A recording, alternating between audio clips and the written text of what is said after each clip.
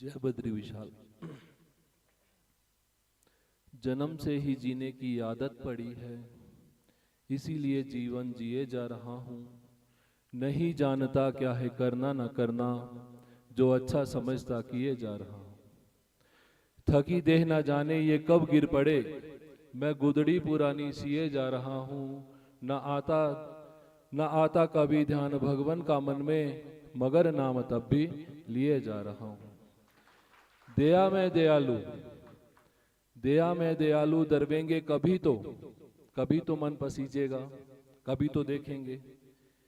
दया में दयालु दरवेंगे कभी तो ये मन को तसल्ली दिए जा रहा हूँ। इसीलिए जीवन जिए जा रहा हूँ, इसीलिए जीवन जिए जा रहा हूँ। बड़े ही सौभाग्यशाली हैं आप सब, जो कि चार धामों में प्रसिद्ध भू वैकुंठ धाम, जिसे बद्रिक आश्रम भी कहा जाता है, जैसा कि महाराज जी ने अभी वर्णन किया यहाँ का, तो आपके पूर्व जन्मों के संस्कार ही हैं जो आपको यहाँ तक खींच के लेके आए हैं। और बड़े सौभाग्यशाली हैं हमारे व्यास जी प्रवक्ता, जिन्हें यहाँ भागवत सुनाने का, भागवत करने का सुअवसर प्राप्त हुआ है। ये भी पूर्व जन्मों के संस्कार है। कितने जन्मों का पुण्य इकट्ठा किया होगा, जब रौनक भाई आज इस व्यास गद्दी पर हर कोई नहीं बैठ सकता।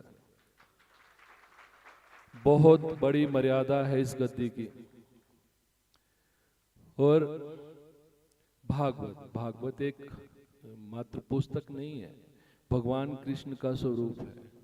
भगवान वासुदेव व्यास जी प्रवक्ता जी के मुखारविंद के द्वारा हमें कुछ बताने का, हमें कुछ समझाने का प्रयत्न कर रहे हैं।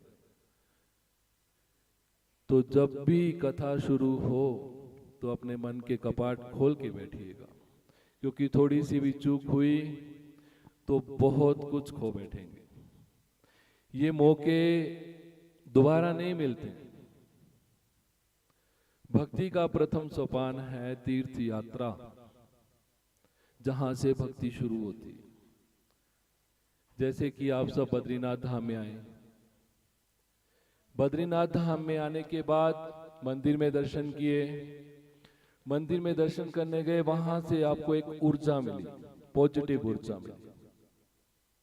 तो वहां से क्या भक्ति का एक बीज हमारे अंदर पैदा हो गया, बीज रोपण हो गया। अब घर पे गए,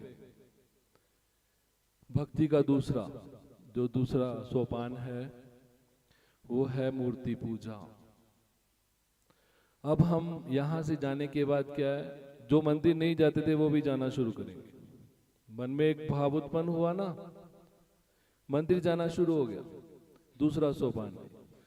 अब वहां भगवान कैसे दिखते हैं, मंदिर हमारे विद्यालय हैं, जहां हमें बताया जाता है कि भगवान शंकर कैसे दिखते हैं, बजरंगबली कैसे दिखते हैं, माँ दुर्गा कैसी दिखती है, केंद्र है ना।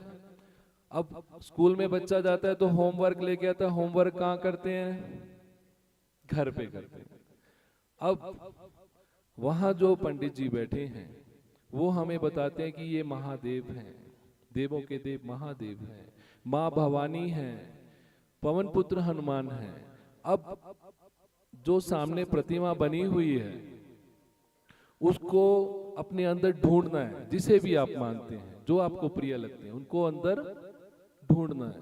अब पहले के टाइम में जब मंदिर दर्शन करते थे तो बाहर सीढ़ी पे बैठते थे, कुछ टाइम के लिए बैठते थे ना। क्यों बैठते थे, जो प्रतिमा अंदर है बाहर बैठ के वो देखते थे कि वो दिख रही है या नहीं दिख रही। अब वो प्रतिमा ऐसे नहीं दिखेगी। अब तीसरी क्लास शुरू हो गई, क्या, जाप। जाप तभी सफल है जब चिंतन भी उसी का हो जिसका जाप कर रहे हैं। अन्यथा ऐसे जाप कर रहे हैं और ध्यान कहीं और है तो वो जाप सफल नहीं होता है।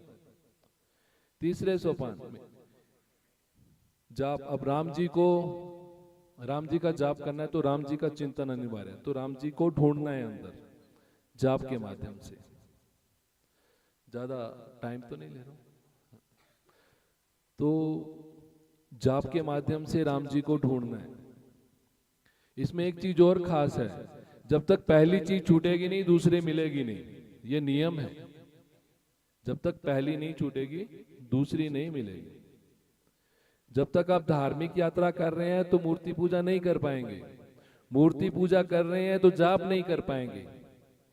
तो एक अगली क्लास में जाएंगे तो पीछे की छूटेगी ना। अगर 5वीं क्लास में है, अब 6ठी क्लास में हो तो 5वीं तो पीछे रह गए। ऐसे ही राम जी को ढूंढना है, राम जी का जाप कीजिए और राम जी का चिंतन कीजिए। अब चौथा स्टेप, ध्यान। जब तक माला चल रही है तब तक आप ध्यान में नहीं जा सकते, माला छूटेगी तो ध्यान में जाएंगे। चौथा सोपान है ध्यान। उसके बाद आता है 5वां समाधि।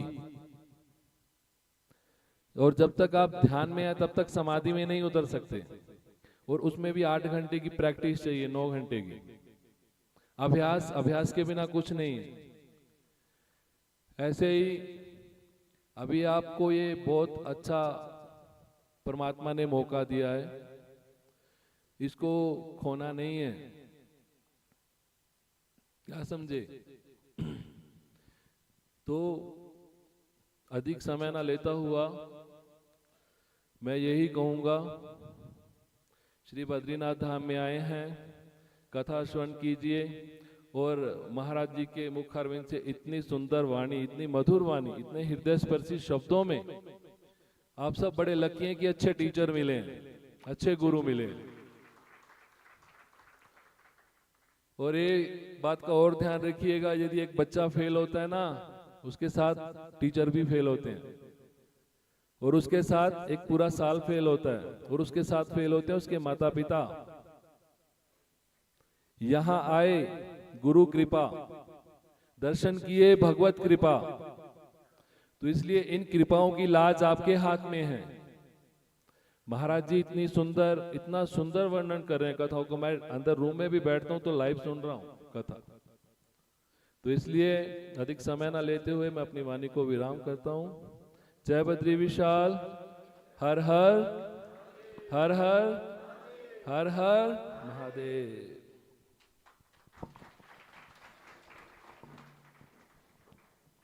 हम सभी भक्तों को महाराज जी का आशीर्वाद और कुछ प्रसंग जो महाराज जी से सुनने के लिए मिले हैं, उसमें से जो भी महाराज जी ने कहा है वो सब हमें जीवन में उतारना है। ये नहीं कि यहाँ से गए आगे पाठ और पीछे, ये स्थिति में हमको नहीं जीना है। अगर कल्याण हमारा करना है तो कथा को हमें अंदर उतारना पड़ेगा, संतों की वाणी को हमको अंदर उतारना पड़ेगा। इसलिए जो भी आप सबको महाराज जी से जो आशीर्वाद प्रदान हुए हैं उस पर आप चिंतन करिए, मनन करिए, और उसको अपने जीवन में, हम सब बड़े सौभाग्यशाली हैं जो हमें संत महापुरुषों का दर्शन और प्रवचन दोनों प्राप्त हुए हैं। इसलिए एक बार जोरदार तालियों से आप दोनों हमारे महाराज जी का स्वागत करें।